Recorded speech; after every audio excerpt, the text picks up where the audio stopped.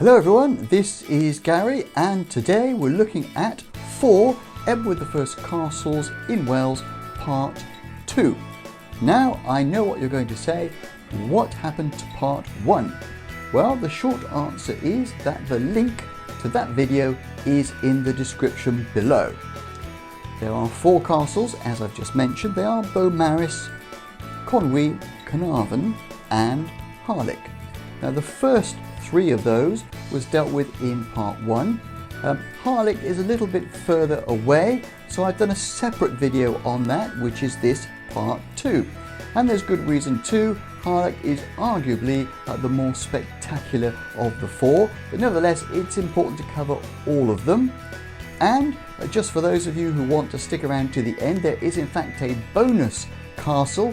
Yes, you're right, a bonus castle at the end in addition to Harlech that I cover. And given that Harlech is quite an important castle in its own right, I've done a little bit of information in this video as well. But without much more further ado, let's just get into it.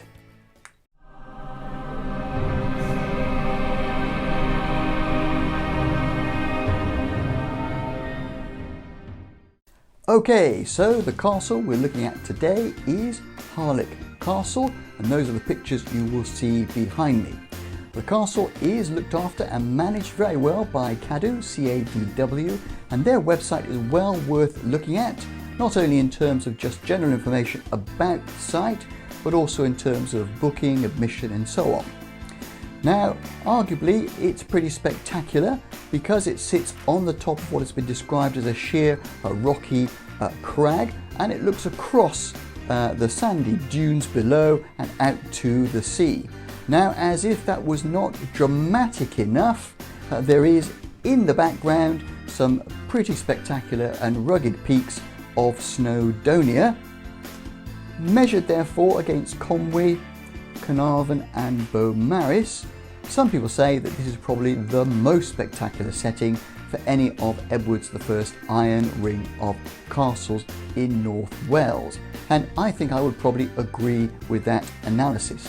Nevertheless, all 4 are pretty good and well worth visiting and have been designated as a single World Heritage Site. So, a bit of the story about it then. It was built therefore by Edward I as part of his invasion of Wales between 1282 and 1289, along with a programme of building castles in the famous Iron Ring of castles, of which the 4 most spectacular are the ones that I'm covering in these videos. Now, this particular castle also saw action again in the 15th century War of the Roses, when there was a long siege of the castle, which gave rise to that very famous Welsh song, Men of Harlech. It saw action next in the English Civil War of 1642, when the castle was held by royalist forces loyal to Charles I, and indeed that is a common theme of many of the castles in Wales during the period of the Civil War. But eventually in 1647 the castle was surrendered to the parliamentary forces.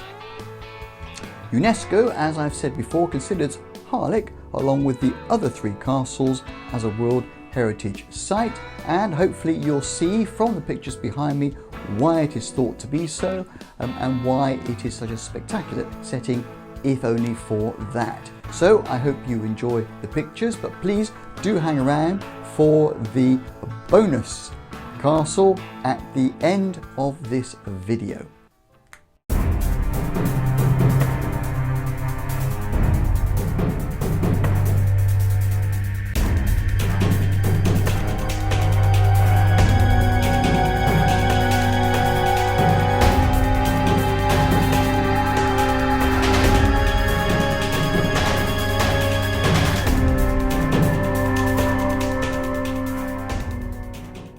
Okay, so the bonus castle in this video is in fact Criccieth Castle. If I've got the pronunciation right, please excuse me if I haven't. And I thought it was well worth adding here because it's not far from Harlech. It is, if you like, in the same neck of the woods, and it's in a very good setting. Looks good. It just looks good enough to pay a visit and to take some pictures, and indeed you'll see some of the results of that in the background. Now, it's managed, like Harlech, by CADW, C-A-D-W, and I would certainly recommend a visit to its website to get some background information and details of the mission and so on. Now, Criccieth Castle is really a Welsh castle. It's a proper Welsh castle in that it sits between two beaches in Criccieth, Gwynedd in North Wales, and was built originally by Llywelyn the Great of the Kingdom of Gwynedd. But, and here's the link to Edward I, it was taken and heavily modified following its capture by English forces, the forces of Edward I in the late 13th century.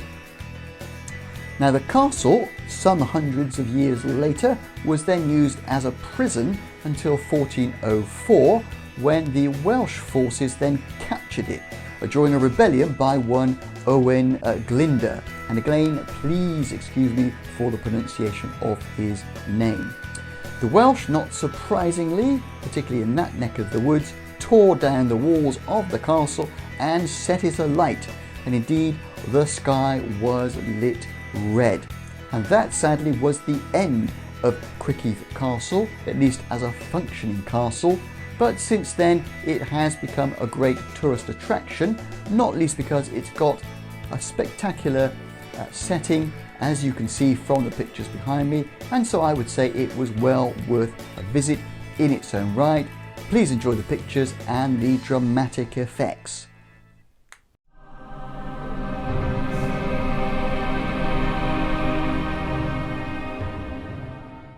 Okay, so that was a brief description and some pictures of the great Harlech Castle, one of the four most spectacular Edward I iron ring of castles in North Wales.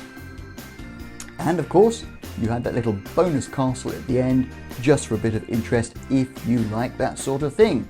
Now, if you do like this video, please mark it as a like. And indeed, if you want to see more travel videos like this one, well then please subscribe. Apart from that, all that is left for me to say is thank you very much for watching this video, and bye for now.